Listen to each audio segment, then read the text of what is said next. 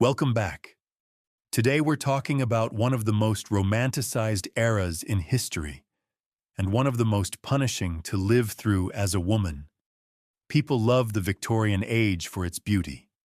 The gowns, the candlelight, the etiquette, the flowers, the letters, the carriage rides, the polished manners. But for women, that elegance often came at a brutal price. Because Victorian femininity was not simply a style, it was a system. A system that demanded innocence, silence, beauty, restraint, modesty, and absolute control. Not only over a woman's behavior, but over her body, her speech, her desires, her education, her reputation, and in many cases, her future. A woman was expected to marry. But she was not supposed to seem sexual. She was expected to bear children. But pregnancy itself was treated as something indecent to display. She was expected to be attractive, but not visibly artificial, educated enough to be agreeable, but not so intelligent that she frightened men, dependent enough to be feminine, but graceful enough to make that dependence look natural. That is what makes this subject so haunting. Because the Victorian ideal of womanhood looked graceful from the outside, but behind it stood shame, surveillance, hypocrisy, and constant fear of social ruin. A wrong look, the wrong rumor, the wrong conversation, too much boldness, too much knowledge, too much visibility. Any of it could damage a woman's prospects in a world where marriage was often not just romantic hope, but economic survival. And that last point matters. Because one of the great myths about Victorian womanhood is that it was only about manners. It was not. It was about power. A respectable woman's life was structured around the fact that her security usually depended on family, marriage, and reputation. If those failed her, the consequences could be severe. So to understand how women loved, courted, dressed, married, suffered, and endured in the age of Queen Victoria, we have to begin with the central contradiction of that world. Victorian society placed women at the moral center of the home, while denying them full freedom over almost every part of their lives. Women were praised as purer than men, more delicate, more moral, more suited to higher feeling. But this praise was also a cage. If a woman was naturally purer, then she was expected to be less worldly. If she was more delicate, then she was expected to be physically fragile. If she was more moral, then any sign of desire, ambition, anger, intellect, or independence could be treated not as humanity, but as failure. And this shaped everything.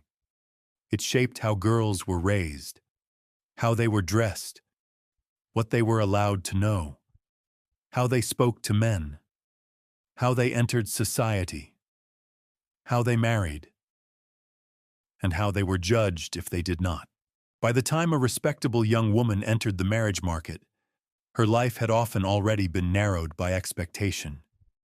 She was supposed to be attractive, but not provocative, polished, but not intellectually threatening, social, but never compromising, visible enough to be chosen, but never so visible that she seemed forward.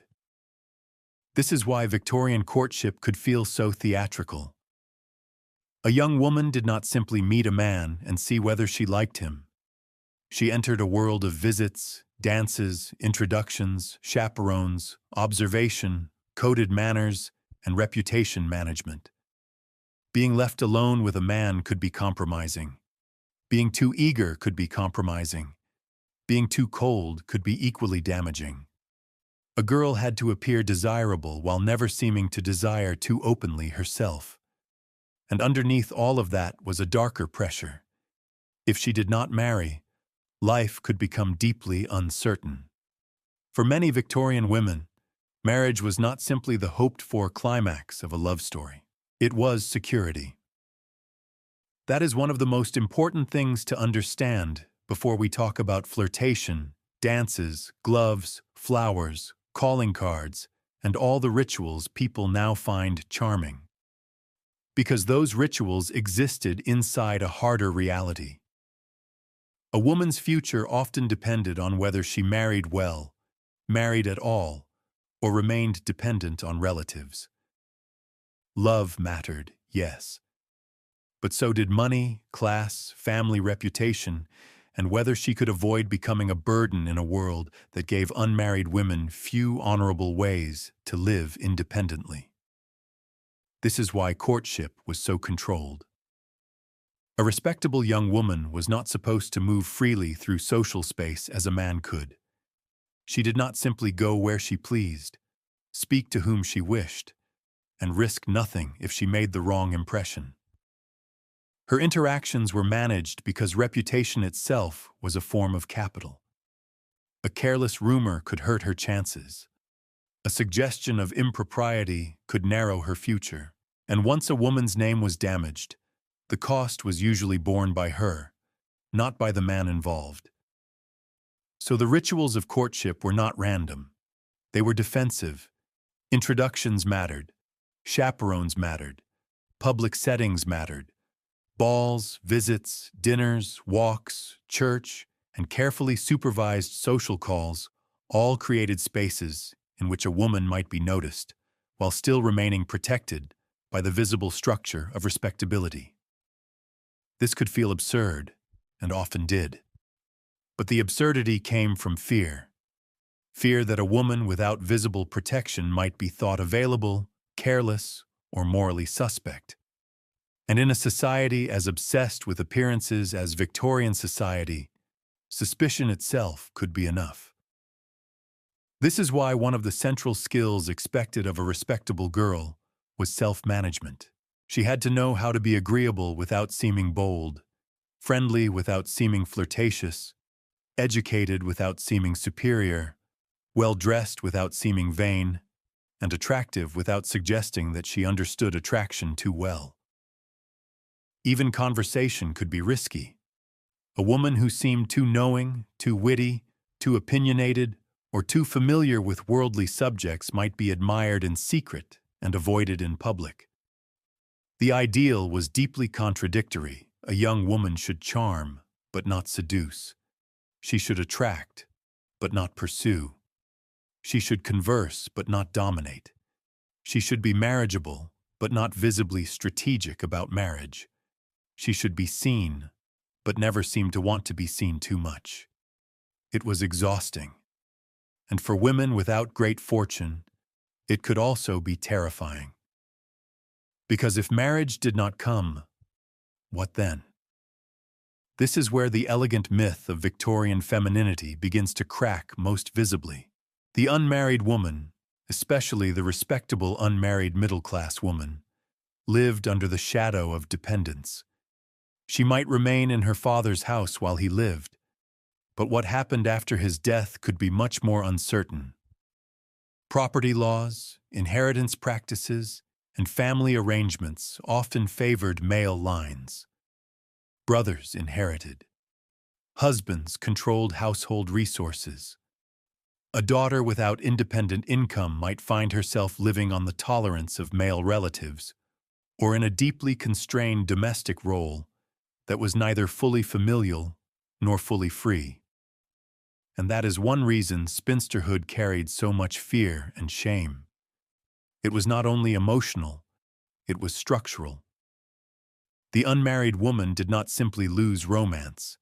She risked losing status, comfort, authority over her own life, and sometimes the right even to imagine herself as central to anyone's plans. She could become useful, dependent, marginal, or quietly humiliating to the very household that sheltered her. This is part of why the marriage market was so intense. Society pretended it was about sentiment and suitability. Often it was about avoiding a life of genteel powerlessness. So yes, a Victorian woman might hope for love, but she was also taught, whether openly or not, that failing to marry could leave her without a secure place in the world. And because marriage mattered so much, the pressure to remain respectable became almost unbearable.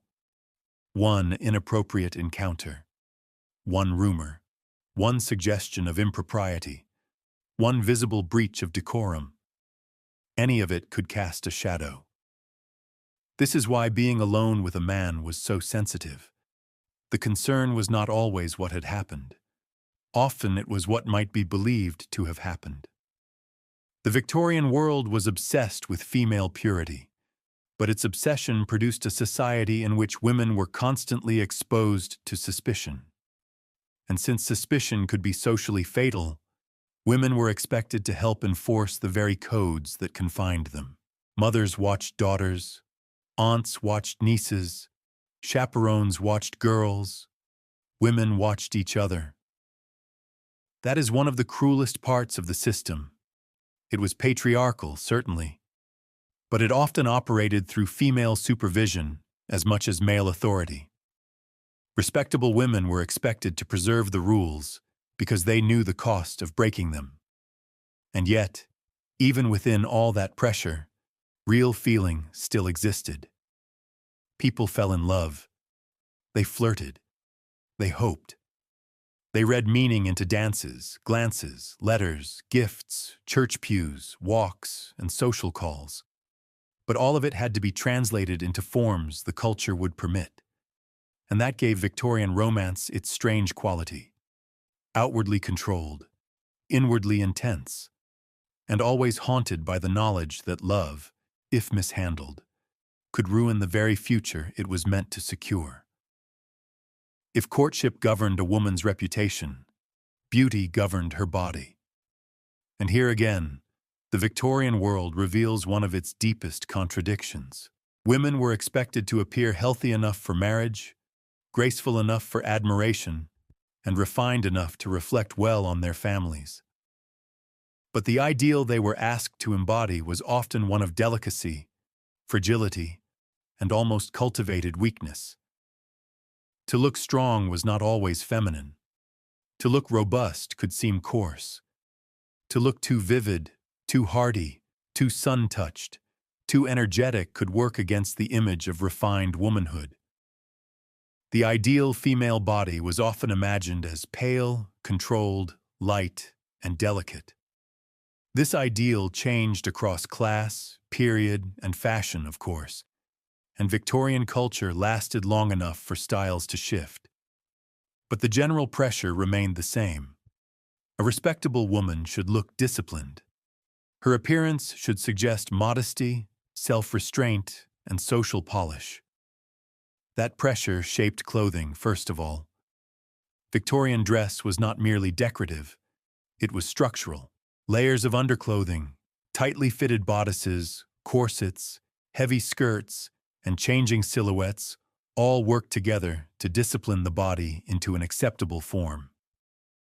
The corset, especially, has become the most famous symbol of this. And while modern conversations sometimes oversimplify it, the corset was indeed central to the way many women's bodies were shaped, supported, displayed, and constrained. Not every woman wore it to the same extreme. Not every corset was equally destructive. And not every fashionable woman was permanently crushed into an impossible shape. But the broader truth remains. Victorian fashion demanded regular bodily control. Even when women were not being physically injured, they were being trained to experience posture, breath, appetite, movement, and shape as matters of moral and social discipline. A woman was not supposed merely to be herself in her clothes. She was supposed to be arranged. And the same is true of beauty practices. Victorian women did not all live in some permanent fog of poison and absurdity, as caricatures sometimes suggest. But the beauty culture of the era could indeed be dangerous. Pale skin was valued, and many women sought ways to preserve or imitate it. Cosmetics existed, though visible paint was often morally suspect in respectable society because it could be associated with actresses, courtesans, or women considered too artificial. So the ideal was to improve the face without looking made up. a pressure that sounds surprisingly familiar. But the means could be harsh.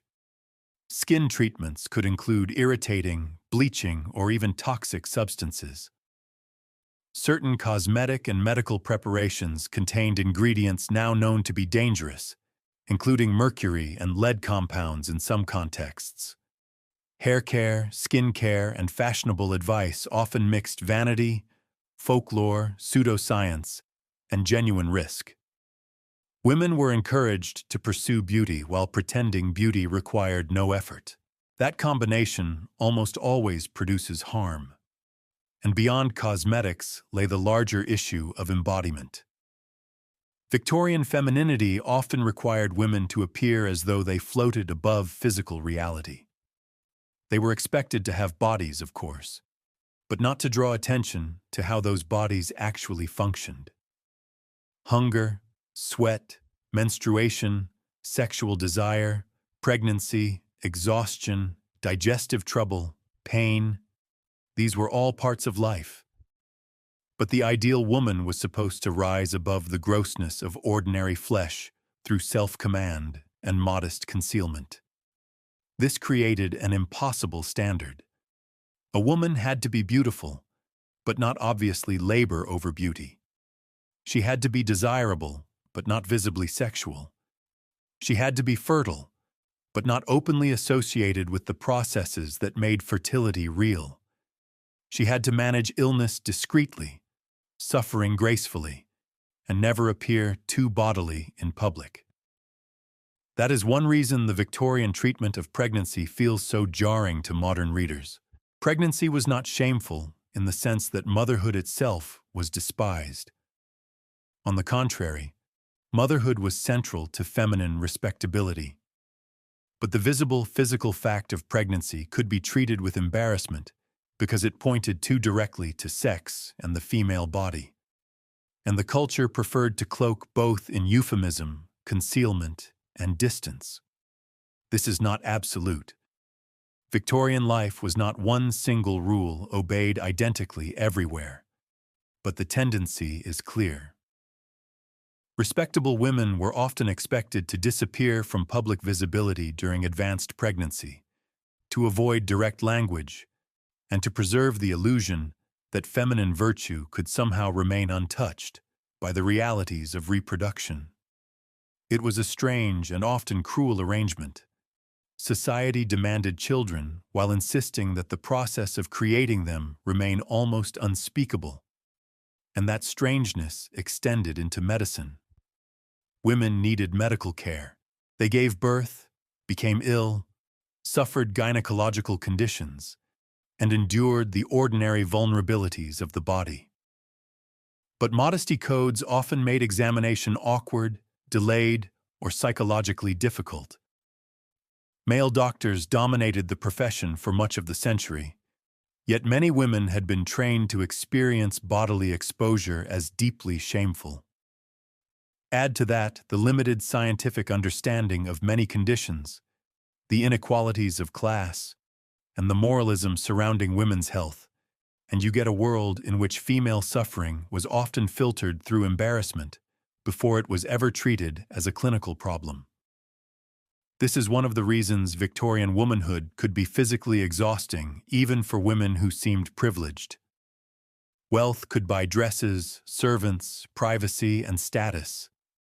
It could not remove the expectation that a woman remain composed while her body was being constrained, interpreted, and morally judged almost all the time. And that may be the most important point here. The Victorian feminine ideal was not only about beauty, it was about control. Control of appetite, control of movement, control of emotion, control of sexuality, control of presentation, control of every visible sign that a woman was, in fact, a full human being with a physical self and an inner life. Marriage was supposed to resolve a woman's future. In reality, it often only changed the form of her dependence. This is one of the most unsettling things about Victorian womanhood. Girls were raised under enormous pressure to become suitable wives, Yet the culture that pushed them toward marriage often denied them honest knowledge about what marriage physically meant. A woman was expected to be modest, pure, and innocent. So innocent, in fact, that open understanding of sex could itself seem improper. But then, once married, she was expected to bear children, manage a household, and perform the duties of a wife without ever having been allowed to speak naturally about the body or desire. That contradiction was not accidental. It was part of the structure. Victorian society liked to imagine respectable women as morally elevated above raw sexuality.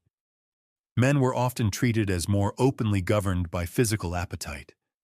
Women, at least in the ideal, were supposed to be less sensual, more refined, more self-denying.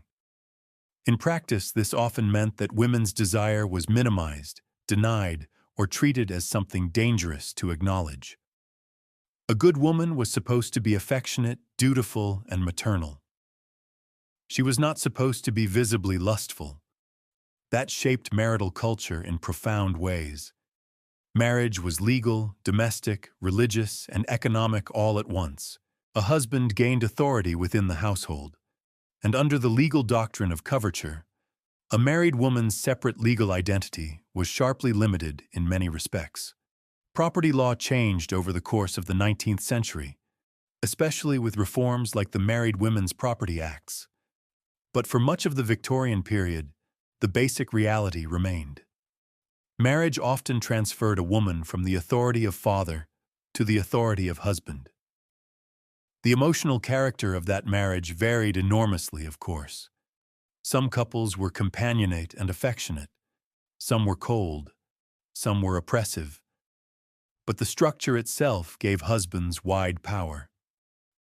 And yet the emotional ideal surrounding marriage was often strangely sanitized. Polite society could celebrate matrimony while refusing to speak plainly about sex. Mothers did not always prepare daughters honestly. Euphemism flourished. Knowledge might be partial, whispered, or delayed until it was unavoidable. This did not mean every Victorian bride was wholly ignorant, but ignorance was common enough, and shame was built so deeply into the culture that the transition from maidenly innocence to marital intimacy could be frightening, bewildering, or emotionally alienating. Then came pregnancy. Nothing reveals Victorian hypocrisy more clearly than the fact that motherhood was honored while visible pregnancy could be treated with discomfort. Children were necessary. Heirs were necessary. Family life was praised. But the reality that pregnancy made sexual life undeniable often caused embarrassment in a culture obsessed with female purity. Language softened or avoided direct reference. Women in advanced pregnancy could withdraw from public appearance more than they might have wished. Fashion adjusted to conceal.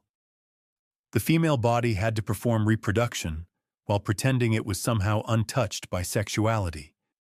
It was a deeply unrealistic standard, and women bore the cost. They bore it physically, through repeated pregnancies, childbirth, miscarriage, recovery, and the ordinary exhaustion of reproductive life. They bore it socially, by having to hide or minimize what everyone knew was happening. And they bore it medically, because the treatment of women's health was often compromised by a mixture of modesty, limited knowledge, and male professional authority. By the Victorian period, medicine was advancing in important ways, but medical care for women was still shaped by social taboo. Male doctors dominated the field. Female doctors were only slowly entering professional life, often against fierce resistance. Examinations could be delayed or made more difficult by embarrassment and by the culture's insistence that modest women should recoil from bodily frankness. Diseases specific to women were often moralized. Menstruation, reproduction, and nervous illness could all be interpreted through loaded assumptions about femininity rather than through clear-eyed medical understanding. The result was that women were often expected to suffer beautifully. Pain in childbirth? Endure it. Chronic weakness? Bear it quietly? Nervous distress? Perhaps it reflects your nature. Sexual difficulty in marriage? Do not discuss it openly. Physical exhaustion from repeated pregnancies? That is part of womanhood.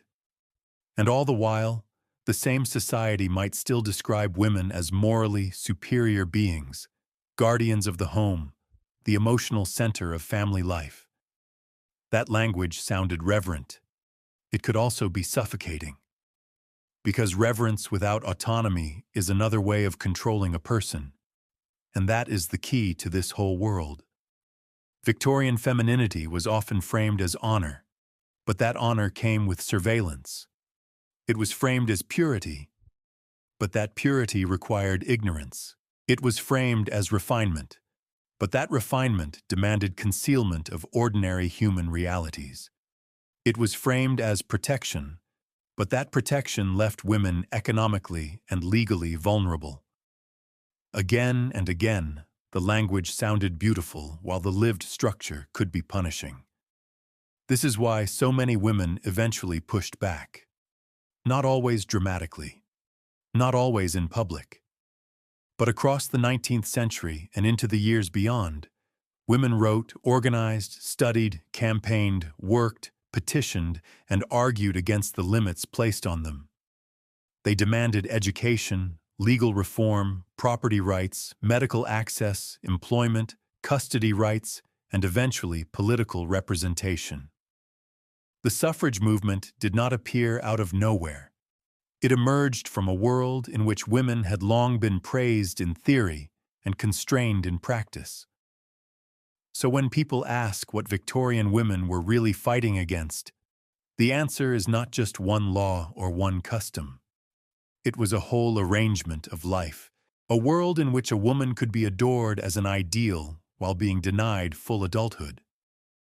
A world in which marriage could rescue her from one form of dependence, only to place her in another. A world in which beauty, modesty, and moral worth were constantly demanded from her, even as the same culture refused to grant her equal freedom, equal knowledge, or equal authority over her own body. And that is why the Victorian age remains so compelling. Not because it was merely absurd, though often it was. Not because it was merely cruel, though often it could be. But because it wrapped inequality in elegance so successfully that people still mistake the wrapping for the reality. And that, perhaps, is the most haunting thing about the Victorian world. It was not brutal in the most obvious way every hour of every day. It did not always need chains, prison walls, or open violence to keep women in place. It could do something quieter, and in many ways more effective. It could teach women to discipline themselves, to fear scandal before scandal even happened, to hide ordinary bodily realities, to shrink their minds in public, to confuse desirability with safety, to call dependence feminine and silence virtue. That is why the age looks so beautiful in retrospect. Because beauty was part of the machinery. The gowns were real. The polished manners were real. The flowers, the music, the letters, the drawing rooms, the candlelight, all of that was real. But so were the nerves, the rules, the shaming, the concealment, and the knowledge that one careless step could alter a woman's future in ways a man would rarely have to fear. And once you see that, the whole era begins to look different. The ball is no longer only romance. It is inspection.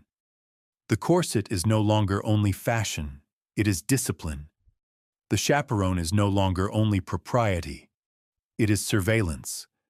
The marriage plot is no longer only sentimental. It is economic pressure. The ideal lady is no longer only admired. She is being trained. That does not mean every Victorian woman lived the same life. Class mattered enormously. Wealth changed what was possible. Geography mattered. Religion mattered. The century itself changed, and women pushed against its boundaries in different ways throughout it. Some women found love, some found intellectual life, some worked, some wrote, some defied, some endured, some carved out more freedom than the ideal allowed. History is never one flat experience, but the larger structure still matters, and the larger structure told women something profoundly damaging, that their highest value lay in being admirable to others, rather than free in themselves. A woman should be chosen, not choose too openly, admired, not fully known, protected, not independent, pure but still reproductive, educated only up to the point where education remained decorative, presentable but never too powerful in presence, useful to family, husband, and household, but not too visibly governed by her own desires.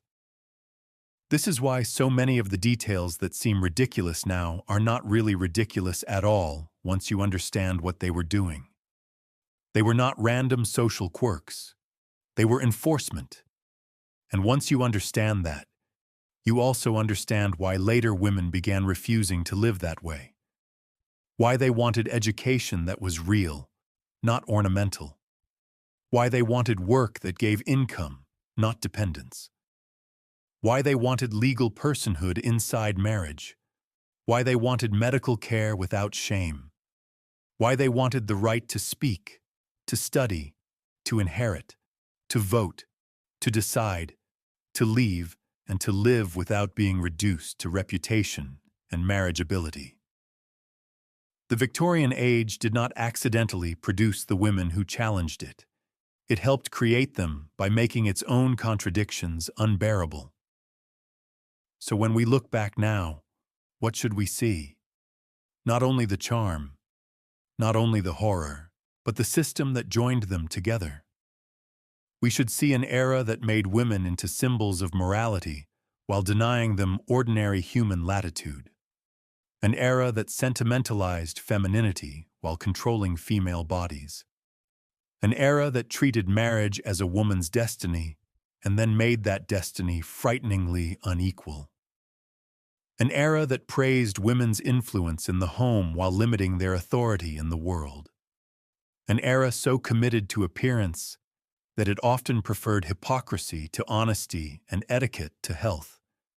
And maybe that is why people still react so strongly to it. Because on some level, it feels familiar. Not in its exact rules. Most of us are no longer worried that being seen alone with a man for 5 minutes will destroy us. But the deeper habits, judging women by appearance, punishing them for desire, expecting them to be appealing but not too much, treating female dignity as something conditional and easily revoked, those habits did not vanish as completely as we might like to imagine. That is why this history matters. Not to congratulate ourselves too easily for living later, and not to flatten the past into one long nightmare, but to understand how power can look refined, respectable, and even beautiful while still being deeply unfair. The Victorian woman was not simply overprotected. She was managed through fashion, managed through marriage, managed through morality, managed through medicine, managed through fear of ridicule, fear of poverty, fear of scandal, fear of becoming unwanted. And still, women lived. They adapted. They loved. They endured.